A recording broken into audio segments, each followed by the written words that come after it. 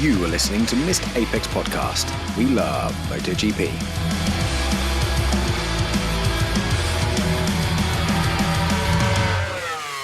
Hello and welcome to Missed Apex MotoGP Podcast. This is a show put together by MotoGP fans pretending to be experts. We aim to have a race review show ready for your midweek commute. We may just be punters, but we love to talk. 2025 is off to a bang, quite literally for some, as testing has been completed and round one is only 2 weeks away. Let's have a quick look at who's hot and who's not. I am your host Kyle Power, and today I am joined in the virtual shed by some fellow MotoGP enthusiasts. It's in the co-host seat, it is Jules Seegers. Hi Kyle, raring to go after a long winter. I'm looking forward very much to first race weekend in just over a week. Excellent. And talking of long winters, it's our token northerner, Danny Henney. How's it going, Danny? Hey, Kyle. Good to be back. And like Jules said, yeah, looking forward to getting some action out on track. It's been very much missed. It has indeed. And someone who's also been very much missed is the tyre-obsessed trumpeter, Matt Trumpets. How's it going, Matt? I am delighted there is no lack of tyre drama to get us started this season. Absolutely. And what better way to start the show, actually, talking about some potential tyre drama. So I think there's two major points to talk about, basically from the pre-season testing, and that's kind of Aprilia, what's been happening there, and Ducati. So we'll top and tail the show with them. We'll start off with Aprilia. We'll finish with Ducati. We'll do the other manufacturers in between. So Aprilia, blimey, and let's get the elephant out of the room. Jorge Martin, what an absolute disaster start to his Aprilia career. On his 13th lap of the first official test at Sepang, he performed a Marc Marquez style face plant into turn 2 in Sepang in an almost identical crash. Hurt himself, I believe he's broken his hand and his foot, had to go back to Barcelona, have an operation in his hand, and has missed all of the testing. I mean, Jules, this couldn't have gone any worse for him, really. Yeah, definitely. I mean, he was the guy on top of the moon going out of last season, having snatched that title from Ducati hands who ditched him, and starting a new life at Aprilia after a fairly decent postseason test. And the last thing you want is to miss those few days of testing. And he crashed first time in turn 1, I believe it was, at Sepang. And then he went out again, apparently on the same tire as the one that he crashed on already. And yeah, they're massive high-sider. One like we hardly see anymore, really. So yeah, it's his preseason in shambles, unfortunately. Yeah, the crash was pretty much identical to the one that Marquez had a couple of years ago when he was playing silly games in qualifying, slowing down, waiting to get a tow, let his rear tyre cool, and had the identical crash. Now, I'm going to go to Matt after this because there's a bit of a tyre controversy here. We had some arguments in our group chat. Matt figured it was aero-related, which we just completely disagreed with, because Aprilia had a few little loaded comments towards Michelin. So they reckon that the carcass of the tyre was 20 degrees C below what it should have been because of that aforementioned first crash that Jules just mentioned. So the tyres used the same tyre, it's gone back in the oven but hasn't heated up enough, Matt. So that to me looked like a typical sort of coldish tyre crash rather than aero. But in the rider's mind, do you think he should have maybe had it conscious in the mind that the tyre might be a little bit cold before going balls out? Well, I find it interesting that you're just immediately taking Michelin's side here. Because, quite frankly, it's a more complicated story than that. Certainly the surface temperature, the tread temperature of the tire was where it should have been. And now what Michelin has said is, leaving the box, the tire was 15C below. But there was also an entire outlap, and I don't see Michelin saying at the time of the crash, we can confirm the carcass was still 15C low. And I saw a quote from Aprilia, because I went back, believe it or not, as lazy as I am, and looked up an article about this from the time of it. And Aprilia said their data do not agree with what Michelin have said. So to me, this is a bit of a mystery. But I will say the bright side for Martin is generally you want to get your bike trying to kill you out of the way in the preseason rather than during the season, because at least you're not losing any points. So maybe there's a silver lining there. Yeah, quite possibly. And Danny, I'll go to you next, because what's annoying me a little bit in all of this, like everyone's just like, oh, it can't possibly be the rider's fault. It's a tyre thing. Was it an aero thing? Was the bike, was the bike wrong? But in all of this, and it's always happened, this kind of bugs me a little bit. Nobody ever seems to just say, riders are humans, they make mistakes. Like Martin was going in there, he threw it in there pretty hard. He might, still getting used to the bike, but surely he has to shoulder some of the blame for this. Yeah. When you look at what's the biggest variable in motorsport, it's the driver or the rider. So how can they not be, most of the time, the majority cause of what's happened? It's especially with you being engineers as well, and you have it drilled into you be statistically repeatable. The bike will do exactly as it's set up, within the environment on the track. But yeah, I think in this instance, looking at it, he's just gone in there, he's testing it's a normal crash, and unfortunately he's had a high side and injured himself. But hopefully he recovers. He's one of the big talking points of the season to see if he can repeat the performances last season on a new bike. Absolutely, reigning champion. And yeah, Matt, I think it's unfortunate, unlike a crash, the punishment didn't fit the crime. I don't think he made a massive mistake. The tyre was a bit down. He might not have been aware. It's just one of those unfortunate crashes of getting used to your new machine. Well, yeah, but let's also remember he's hardly the only Aprilia to have had a delightfully horrifying and violent crash in the preseason. Because I believe it was Raul Fernandez for Trackhouse as well.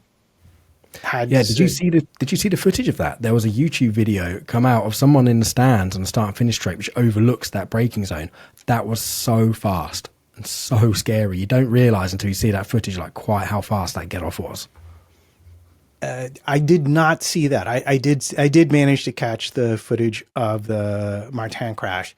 But let's also remember that we're still waiting for the front tire that's supposed to go with this rear tire.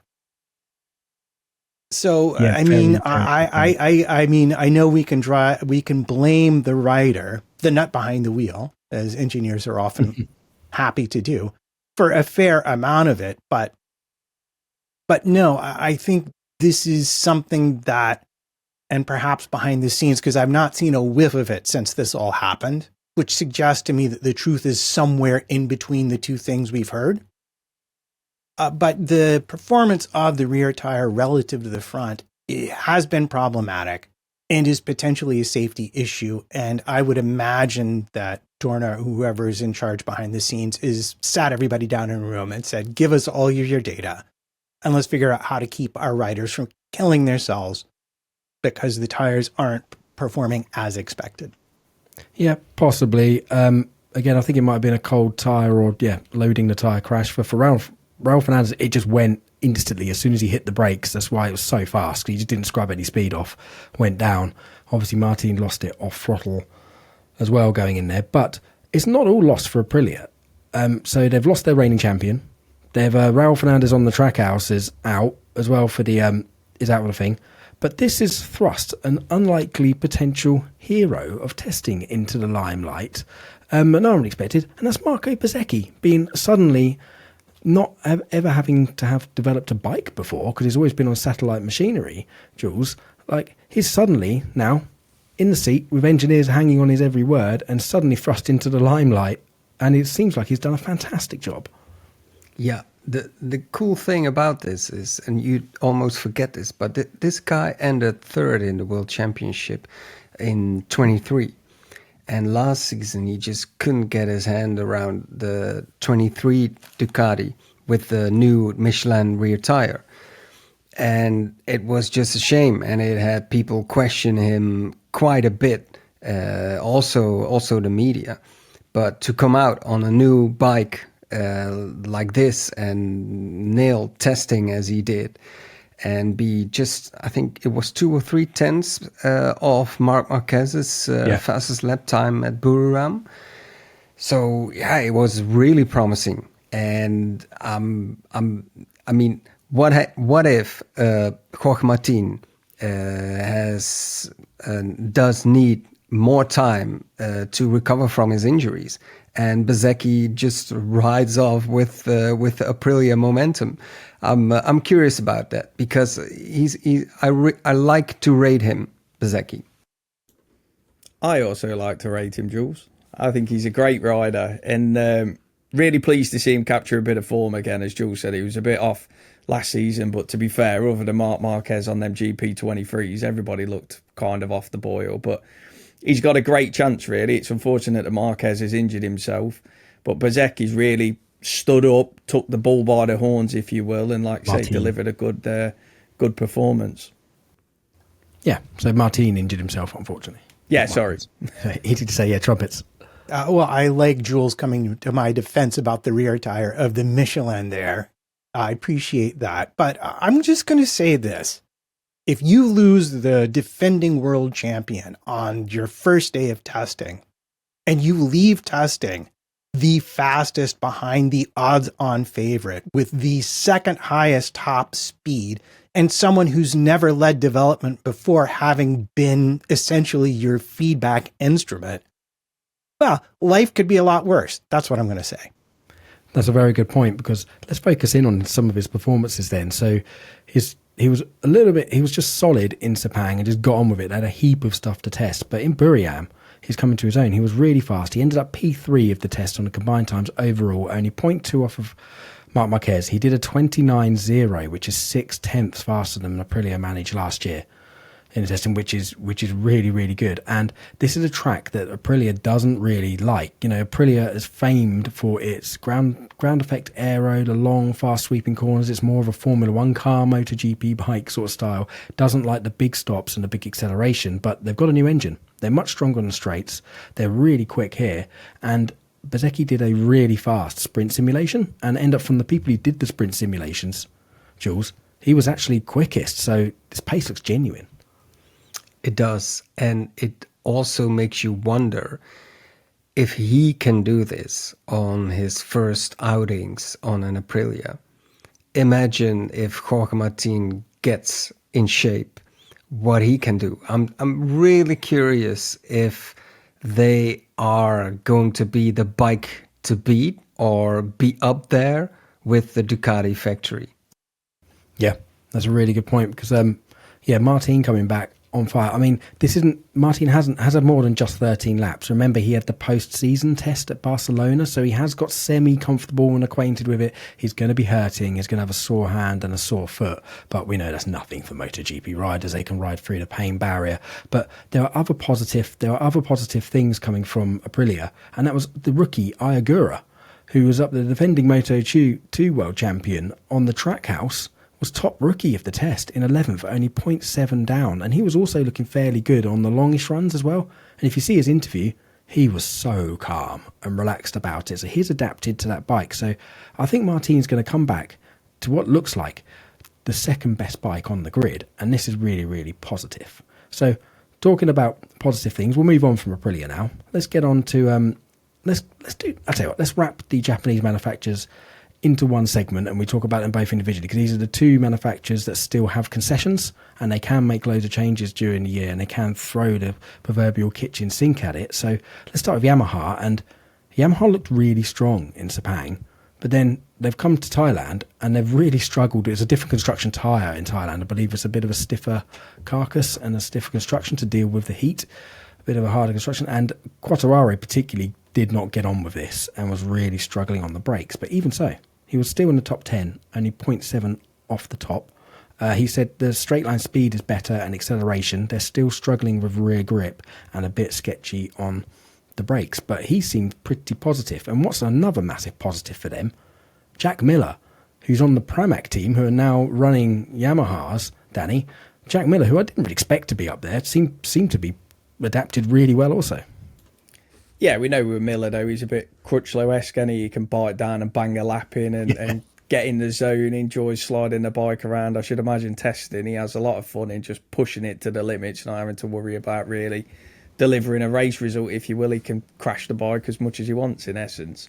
I was going to bring up on the Yamaha, though. I was reading a story last night. I don't know how true it is, but they were saying that Ducati apparently have come out and reckon that Quartararo is going to be their closest competitor. I don't know if anybody else has seen. Yeah, I'll try and dig out the page I was reading. It was it caught my attention, obviously, but if that's the case, I'd love to see him back near the front. I don't think he's quite going to take the championship, but it'd be great to see him having some battles with Marquez again. So 2 things strike me about Yamaha. First of all, we saw them making a lot of progress last season and starting to look genuinely top 10-ish. And it feels like, to me, they have sustained that momentum into testing. Like, I don't know how valid testing lap times are in MotoGP. It seems like everybody's taking them seriously, but as a longtime testing watcher of a variety of different sports, you just got to be, you do need that large grain of salt, because you just never know what happens till the lights go out.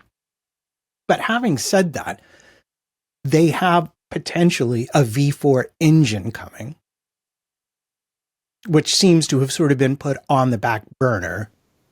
But that could be interesting for their handling and packaging. But unlike KTM and Honda, they didn't seem to be, and maybe it's because they already had one and I just wasn't aware of it, they didn't seem to be playing around with a mass damper at all to mess about with the chattering that have been plaguing a lot of the other manufacturers. So I'm wondering if that's perhaps because they don't have that issue and therefore don't have to worry about it so much. I'd be surprised if they're not playing around with them, because that's generally kept in what's colloquially called the lunch box at the back of the bike in the tail unit. They have a sprung loaded mass damper, which is essentially a damped and controlled weight that can move up and down to try and cancel out some of the vibrations. And this is something that Yamaha have been struggling with on the entry to the corner. A little bit of chatter, not as bad as KTM. We'll get onto them later, but yeah, Yamaha have been so it's a very eagle-eyed of you, Matt, if they're not running one, because I think most other bikes are running one, so that's quite interesting. But generally fairly positive. Yeah, so my follow-up to that would be either they're running it and it's seamless, so much like we don't hear about Ducatis, we just don't hear about it because it works. But like, I know I saw articles about Honda and KTM's mass damper and pictures and technical articles and stuff like that. I didn't see anything about Yamaha. So it does make me kind of curious. Yeah, I'd be amazed if they're not running one. But again, it's a very different bike. You mentioned the V4 engine. I'm not too hopeful we're going to see that now. I mean, the regs changed. The engines now are frozen, so they've got to homologate an engine. Well, not for the concession teams like Yamaha, but the other teams have had to freeze their engine specs because in 2 years' time, the engines are changing rather horribly, in my opinion, going back to 850cc, which is not good. So Yamaha, they're developing the engine, is on the dyno. So will we see it? Will we not? I don't know. But if they keep making progress like this, maybe we don't need to see it. Unfortunately, Rins didn't get a chance to really do a time attack or be particularly quick. He was 17th and 1.2 down, but he was sounding a bit more positive about things. So I think Yamaha have kept this upward trend, and we've seen them try to get more people on stuff, trying to embrace a different way of working.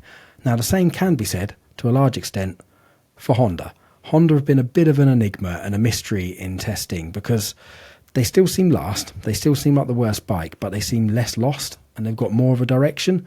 Now, you have to take their positivity with a pinch of salt. Just expanding on what Matt said, everyone talks and seems to value lap times in testing versus other categories and other forms of racing. I'd actually argue that MotoGP and bike racing, you can take a lot from the testing times because it's all about more about rider feel, bravery versus four-wheel racing and stuff like that, where, I think people are trying to get their maximum performance more in bike racing than they are in testing in Formula One, for example, where there's a lot of sandbagging going on. I don't think you have that in MotoGP. So Honda last year were really positive. I remember when Zarco jumped on the bike and was making all these positive noises, and then they were really lost last year and it went downhill. But there has been little glimmers of hope. So Johan Mir has actually been inside the top 10 a lot, and he finished the test P6, only 0.5 down on Marquez, and he did quite an impressive sprint simulation. He matched Acosta and was only 0.3 behind Bez, so he was second or third in the sprint simulations, which is really positive. He kept it, and for once, he actually seemed semi-positive. Like, the last few interviews I've seen with Mir, he's been absolutely spitting feathers and he's been like, nope, they're not doing enough, and yeah, he's been pretty matter of fact and pretty sick about it. But he's actually said fairly positive. He says that's the closest we've ever felt since I've been on a Honda, and I can't really ask for more. So surely that's really good. So Danny, would you be expecting anything other than last place really for this bike? Difficult to say, but you'd have to say on the form of last season and seeing what they've done over the last couple of seasons, they're probably going to start in last place. But as you said, Mir certainly sounds a lot more positive. Hopefully they do start coming towards the front, as we said on a couple of shows last season. It's still just really strange not seeing Honda and Yamaha up at the top end of the field battling away with the rest of them. So yeah, I think they can move forward. I think they'll start last, but potentially they'll be in a solid battle to kind of move forward 1 or 2 positions by the end of the season. Absolutely. And Trumpets, is also weird seeing them in red, not in yellow, not in orange even. But yeah, what's your opinions on Honda? Do you think they'll be able to drag themselves off the back row? I think you're going to see, well, look, let's be honest. Watching them be modestly competitive, like 8th through 12th, 14th, with one of their bikes, getting to the end of a Grand Prix would be competitive for them. Because how many times did we see them, oh look, Honda's in 12th, Honda's in 11th, oh, Honda has crashed. Like, they just need to give the riders a bike that is predictable enough to get to the end of the race regularly. And it seems like they're starting to do that. The feedback, like the general feedback, was positive from testing. So I wouldn't be surprised to see them starting to snag some better points and look competitive at certain circuits. But again, just the overall vibe I'm getting here is that, yeah, they are still a ways off relative to Yamaha and, of course, KTM, that is yet to be discussed. They've got to do something this season for Marini, because Marini's gone from a hotshot kid who everyone was excited about to see what he can do, made that wrong decision, and he's kind of gone non-existent. I know I made a few jokes about him last season, but it'd be great to see him get a bit of performance and that kid get back kind of on the radar to show what he can do, because at the minute, potentially we could lose out on seeing his full potential. Yeah, absolutely. I mean, he was stunning on the VR46 Ducatis, wasn't he? He was right up there with Bezzecchi and sort of semi in the championship fight. That was a big move, and yeah, you're right. He's gone anonymous. He's got the HRC anonymous sort of symptoms, which we've seen with Mir. He didn't crash. He's never really been a crasher, Marini, so he didn't crash anywhere near it. Like Mir, I think it's pretty much every race. You almost seen he was waiting for the graphic at every Grand Prix. It was like Mir has crashed like 10 laps into the race because he's pushing so hard. But I want to give a shout out to probably the person who's got the hardest and toughest gig in MotoGP this season, and that's Somkat Chantra, who's a rookie coming in on the LCR Honda. So a rookie into the class, jumping onto that difficult Honda.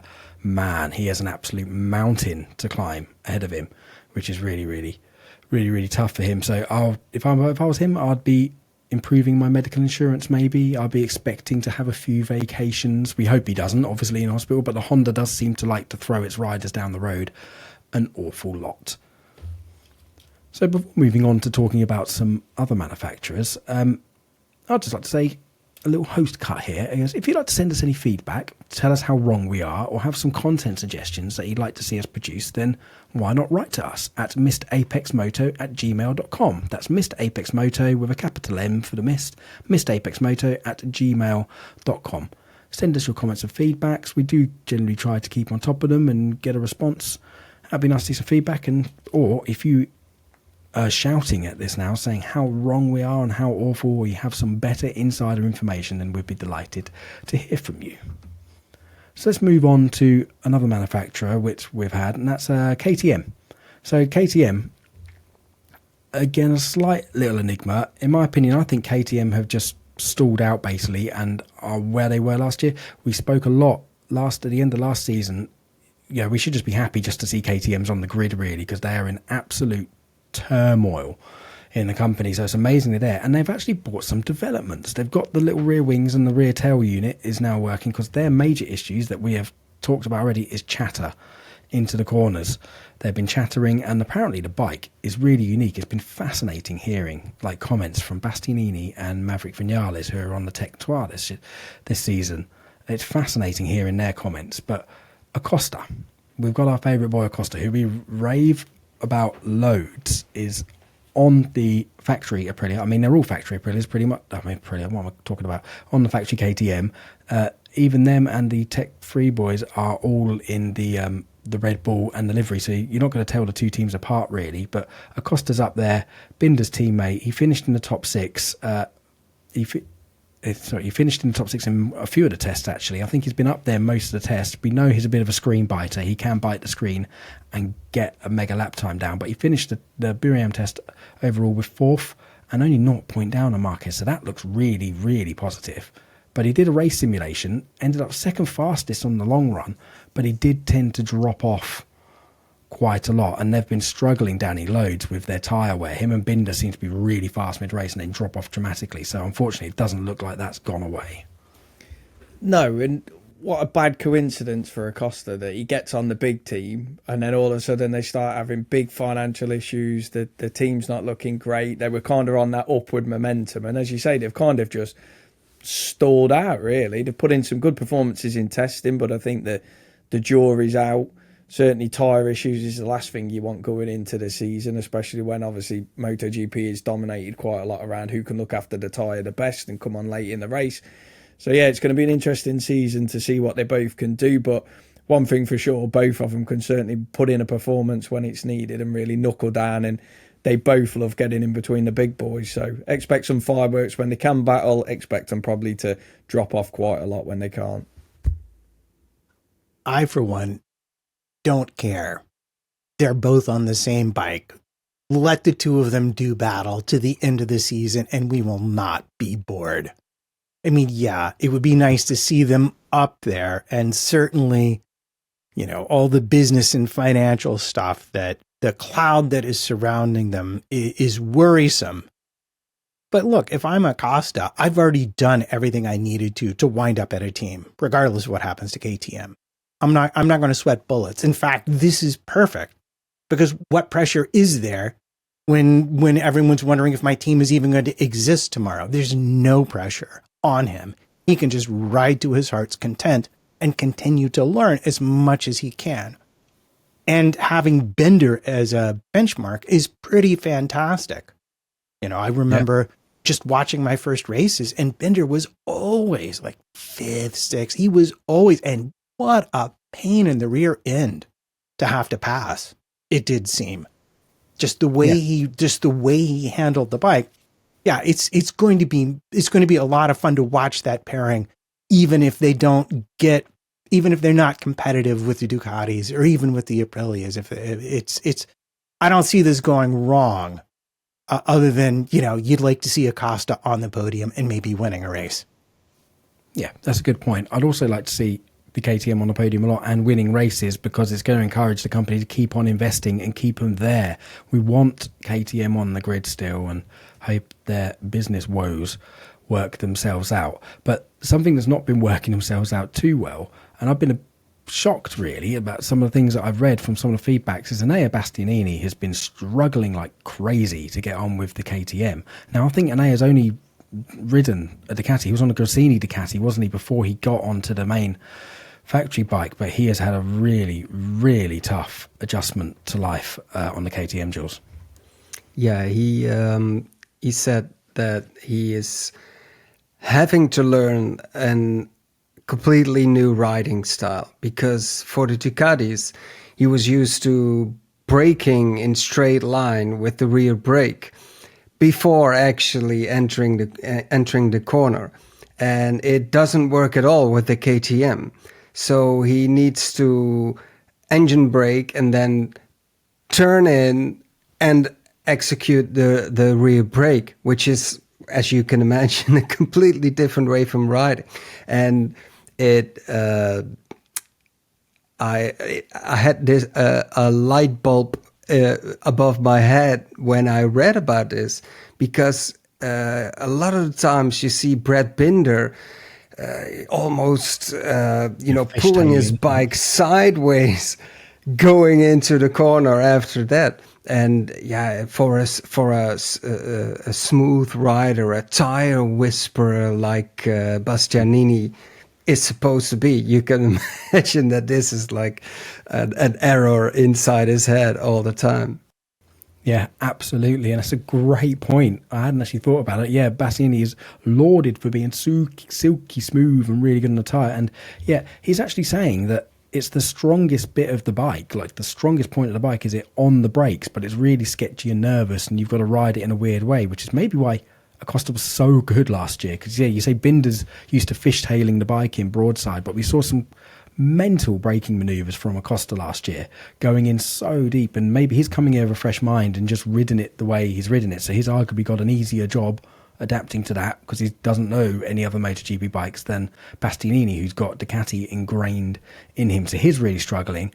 Somebody who's it's not their first rodeo with changing bikes is Maverick Vinales. He's ridden a load of bikes in MotoGP and been good, and he, until the final day in Buriram, was a bit off the pace and struggling with Bastianini, but their interviews were very different. Bastianini was being very honest and saying, my style just doesn't react this bike, I can't make it work, I'm really struggling, where Mav was just like, yeah, it will come, I just need time, I just need to understand the bike and understand the braking. And he did that actually at the end of the Buriram test, and he actually ended up P9, only 0.7 down from the top. So really encouraging from Maverick, but as we know, he can go stealth Mav during the season and just absolutely vanish off the face of this earth. So I think we'll be seeing some really good initial performances from Maverick, hopefully, and let's hope he doesn't disappear into the shadows as he's pretty much famous for now. So KTM, I'm not sure on where to put them, really. They're a bit of an enigma. Acosta has been down the road and has been on his arse a lot during testing as well. I think he's crashed more than any other rider. So, Jules, where do you reckon they're going to end up? I think they're pretty much status quo. It feels like it, and I think given the situation that they have been going through all winter, we shouldn't be surprised and maybe even happy that they're still around. And what I was going to add to that is next week, I think the 25th, to be accurate, is going to be the day when in Austria, the creditors will decide upon the KTM saving plan or save KTM plan. And theoretically, they could still say, we want as much money as possible, and that means not spending money on your motor racing, and things can look a lot different. But the signs, as far as we can see, points towards a full season. Just on where you think they are, Kyle, I actually think KTM versus Yamaha is going to be a big story over the season. I think that'll be a massive one between who's going to come out on top by the end. They're both, Yamaha's obviously trying to come up. KTM's got a few struggles going on. I think it's going to be fascinating to see how they're going to battle up, and can Maverick beat his old team? Yeah, that's going to be interesting if they are battling then, because he thought it was going to be the saviour of him, and it all tended to go sour, and he sort of moved at the end of last year. So that is a great point. That is fascinating. That's a little side hustle. Maybe we'll get on to talking about them in our pre-season preview show. We'll maybe get people to stick their necks out and see what's things going to be, things to watch out for. So I think that's enough for KTM. There's going to be one major thing. Let's finish the show by talking about, the thing that's got the most talking points around it, really, and the Ducati situation, which has been interesting this year because, of course, we've got Marc Marquez in the factory team alongside Pecco Bagnaia and Fabio Di Giannantonio, all three of them being factory riders, potentially getting the brand new shiny GP25. But no, Ducati have pretty much decided to stick with the GP24. So for the factory guys, so for those of you who don't know, you have to homologate the engine at these tests, and that is the engine that you've got locked in for the next 2 years until the regulations change to the 850cc engine. So Ducati have developed a brand new 2025 engine. The riders are on it, but it's a big commitment and a risk to go for this 2025 engine, because once you've made the decision, that's it. There's no going back. And as we know, the GP24 was arguably one of the best MotoGP bikes ever produced in history. It was an incredible bike. So if it ain't broke, don't fix it. So both riders, both Pecco and Marquez, tried the 25 engine. Marquez said it was good in some areas, but really bad in other areas. Pecco Bagnaia, although initially positive on it, was struggling with it. And it's on the braking, apparently. It's engine braking and the engine braking strategies they're really struggling with here. So they've decided collectively that they're going to go to the GP24 engine. And they also had a G25 chassis and some 25 aero. Now, the chassis you can change at any time, but tellingly, they've all discarded the 25 chassis. Well, I say all. The Gin Antonio managed to try to pop a wheelie, landed the wheelie wrong and broke his collarbone in Sepang, so he's put himself out for all the testing. What a freak accident. He must be kicking himself. What a bizarre thing to happen. But so he hasn't had, so his decisions have been made for him, but he might be used as a bit of a test rider this year by Ducati, so they can actually throw the chassis at him. He can change as many chassis as they like, and the aero, you're allowed one aero change per year as well. So I think we all understand that Ducati have discarded all of the 25 bits pretty much. They've discarded the engine, the chassis, and the aero, Jules. The only 25 stuff on the bike that we know of is some suspension parts and, of course, the electronics. But apart from that, they are going to ride the bike they ended with last season.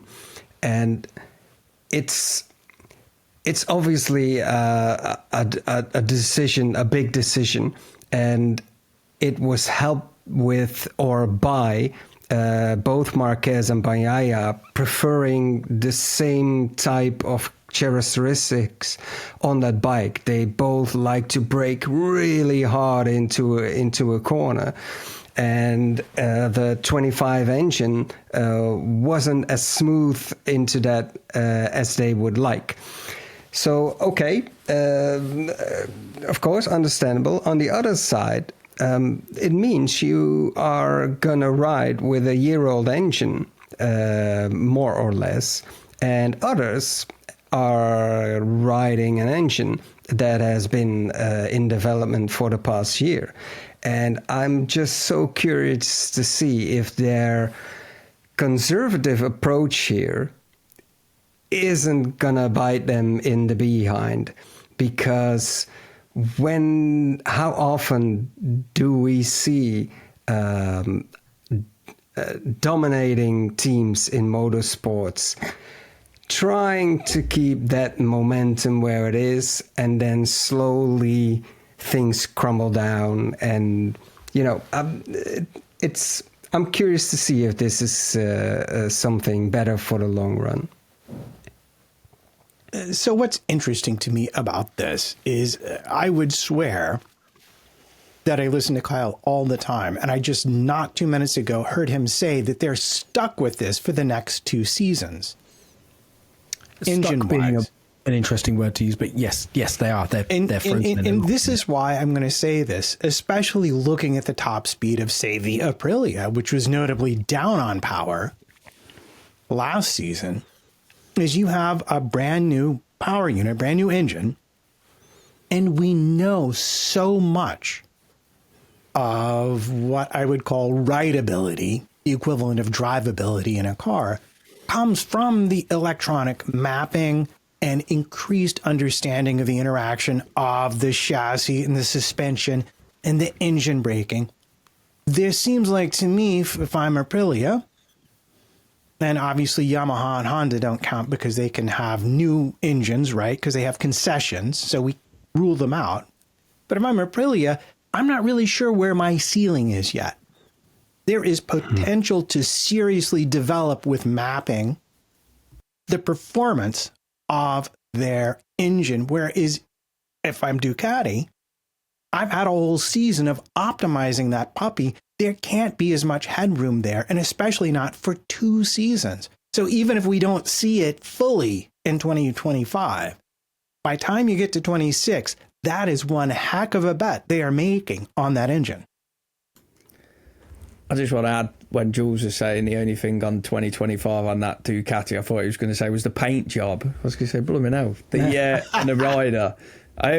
Just on that, Trumpets, the thing on the engine, yes, the they might be at a disadvantage potentially long term, but that engine was phenomenal last season. The amount of times I messaged Kyle when we was watching a race going, have you seen the gap he's pulling on the straight? It's just ridiculous. So while not ideal, I think it just looked dialed in at every track pretty much we went to. Acceleration, braking, top end, looks brilliant. So I think this is probably one of them cases where better the devil you know. And as Kyle says, if you come out the blocks and you get it wrong, it's a long time to be with an engine that could blow up, not have the performance, could really impact your season. So yeah, I don't think that puppy looked bad, as you said, Trumpets. No, I don't think it looks bad, but it's a very betting heavily up front that you're going to collect all of those points in case one of your rivals begins to make gains, which it's hard to see how they're not going to, given the relative amount of freedom that they have and the fact that everybody else has a fresh power unit to make better, more headroom. I think it's going to be hard pushed to see anybody getting near that 24 bike. I think even if that's frozen, I agree with Danny on that one. It was so good and such an integrated package. And as I say, these things with electronic strategies, these take ages to develop and refine and get nice. And that 24 is just going to get better and better and better. They might be at the maximum headroom, but I don't think any manufacturers in 2 years could possibly get near it. It was that good. It was so far ahead. So why take a risk? Take it very, very slowly and do that. There are a couple of other bits on the bike. They've got a new swing arm and a new ride height device, which they say they're going to test at the first round and make a decision on. So they've got those bits. So it's kind of a GP 4.25. It's not even a GP 4.5. It's a GP 4.25, I reckon, with some little bits on it. And they've got a really interesting situation now with Fabio Di Giannantonio is going to come back and potentially they can throw the chassis and the aero at him. There's a test after Jerez in May where they get to test their aero and the factory guys get to test again. So I reckon they'll test the new aero then and decide whether to take that on or not. But I think, Jules, that's a sensible decision that they've made. I think Matt has half a point, but I think Ducati has such headroom already over everyone else that I think that was the only way they could realistically go. The explanation seems logical, and the thing is, when you have such an advantage, it's obviously a lot easier to make a decision like this. But what we shouldn't forget is that over the past 1-2 seasons, a lot of other teams have recruited Ducati personnel. So now at Yamaha, at Honda, I don't think at KTM, but at Aprilia, there are guys from Ducati who know what to do, who know what it takes to build at least a part of that bike. So I think it's just such a gamble relying on the gap you have, and gambling it is going to be big enough for at least this year. And how much harder is it going to be to switch a 24 bike into a 26 bike when already the switch to a 25 has apparently been so tricky, because Marquez said we're probably not going to ride the aero and the chassis yet either, because it changes the balance of this 24 bike. And these details apparently make such a difference already. It's maybe postponing this decision and the step you have to take for a year. You're just pushing it forward.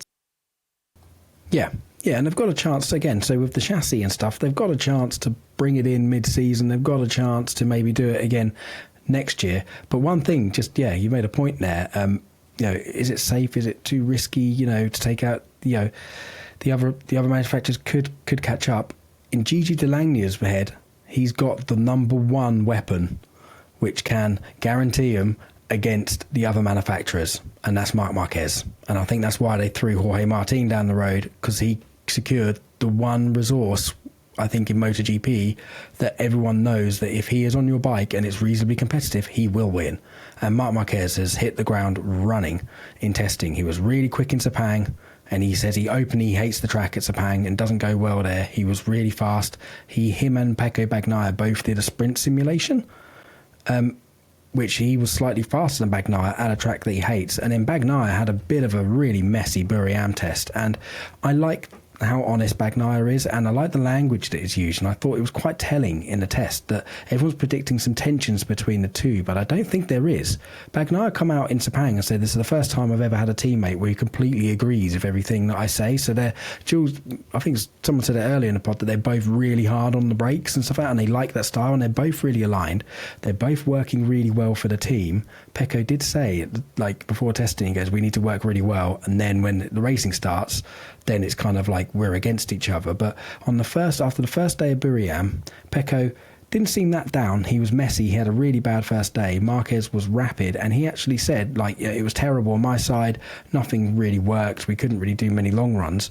But thankfully, fortunately, Mark's side of the garage did a load of really good work. And instead of saying, unfortunately, what's going to be my biggest rival next year did really well, he used the word fortunately. So he's still very much in team mode together. And we've seen Bagnaia struggle last year and pull it all out again on Sunday. He was Mr. Sunday last year. So that's going to be really interesting. But Marquez, his race runs that he did at this test are just frightening for the rest of the pack, quite frankly. Like his full race sim with Danny was absolutely rapid, and I don't think anyone could get anywhere near it really. And I think the whole paddock has basically stood up and been like, well, that's the season almost over already. Well, at least it's round one anyway. Everyone's predicting how much he'll win it by rather than if he'll win it or not.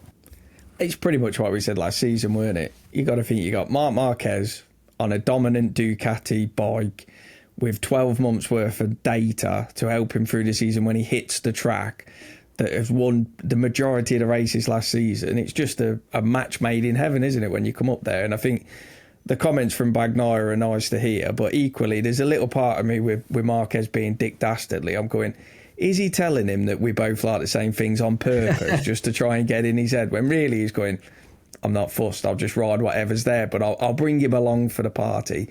You just never know. It's but yeah, certainly at the results from the test at the minute, I know you shouldn't because it's only testing, but a lot of people coming out pretty much saying give the man the championship now. I think he will win it, but I think it'll be a bit closer than some people are predicting. Yeah, absolutely. And with the aforementioned GP24, so basically they've got 6 riders now pretty much on the same bike. The GP24.25, are not that far ahead. It's not like last year where there was a gulf in performance from the GP23 to the 24. The 24 was such a leap. There's all of these riders on the 24 now, which is going to be looking really good. You've got Franco Morbidelli, who's got another chance. Some people said he didn't deserve the chance, but he had a really horrible season last season, blighted. He missed all of pre-season testing as well with a horrible injury, broke his leg really badly. So he's back. He's going to be thinking. But one of the major standouts from testing was Alex Marquez. He topped the post-season test at Barcelona. He's topped Sepang, and then he was only just second to his brother. This is crazy. He was only like 0.2 off, I think, Mark. And his race simulation, albeit a bit off Mark, he said he had problems with the bike as well, Danny. So, wow, that's going to be an annoying fly in the ointment, isn't it, for the top guys? Yeah, I'm going to call it now. I actually going to put it out there. Marquez first and second in the championship, I reckon. I've been super impressed with Alex, watching him come up the junior categories. I don't think he's quite on the same level as Mark, but I thought he'd done some good performances in 23, had some solid performances last season. But I just like the thought of that fairy tale ending, if you will. I think he's on the bike, and the fact that they're all on the 24, he doesn't have the hindrance that he had last season. I can just see him enjoying it with his brother at the front, going tooth and nail for that championship. But yeah, I'm going to throw it out there. I'm going Marquez 1-2 in the championship. Wow, that is bold. I don't agree with that because I think Alex Marquez is a bit of a crasher compared to Mark, and I think he'll have some flash in the pan, great experiences, and then I think he'll hit the deck. But Jules, you're not exact. I wouldn't exactly call you a Marquez fan as such. Quite far from it. So what are your feelings about Alex Marquez looking really strong as well? And surely you're just going to poo-poo Danny's outrageous claim there that it's going to be a Marquez 1-2 in the championship. Yeah, I don't see that happening. No, I appreciate you thinking this stuff up, Daddy, because I get where you come from. But what I do see and that's because of what you say, Kyle. He's a bit crash prone. Him nicking points from title fighters in his occasional or regular good performances, and I think we'd surprise no one if we point to a Marquez brotherhood here, and they are not afraid of playing some games together. Are you suggesting they help each other out? Well, no way, surely not. I wouldn't dare to, but yeah. Well, I'm going to stick it out there that I don't think Mark will need the help of his little brother, but I think push comes to shove. If it comes, then yeah, I think Alex Marquez could be the hemorrhoid of all hemorrhoids to Pecco Bagnaia, for instance, if he's messing around in the opening laps, shoving up the inside of some Larry moves. So yeah, I'm fully expecting some skullduggery if it comes to that, but I genuinely don't think it will have any need to come to that. It probably won't, but what we will see, I think, is these guys on the 24s playing major roles in qualifying. So to make it into Q2 is probably gonna be harder than was sometimes already last year, because the field is bunching up due to the Yeah, they're all on a similar sort of bike there, the GP24. So yeah, you've got 6 bikes that have the potential to be on pole, essentially. Exactly, and being front row or second row, we already saw last season, it can, determine your race, because the difficulties in overtaking is probably going to be at least as hard this season as it was already last season. So I can see them shaking things up in that perspective. Yeah, and there's an interesting, exciting new rookie as well coming in, who I was surprised wasn't top rookie at the end of the Biriam test. It's Fermin Aldeguer, because he was looking really quick in Sepang, actually. He was looking really, got on with his bike very, very well. He looked a little bit lost more on Biriam, but I think he's maybe staying under the radar. He's got a good package. The team seem pretty happy with him. So it's going to be interesting. So, Trumpets, do you expect anything other than total Ducati domination?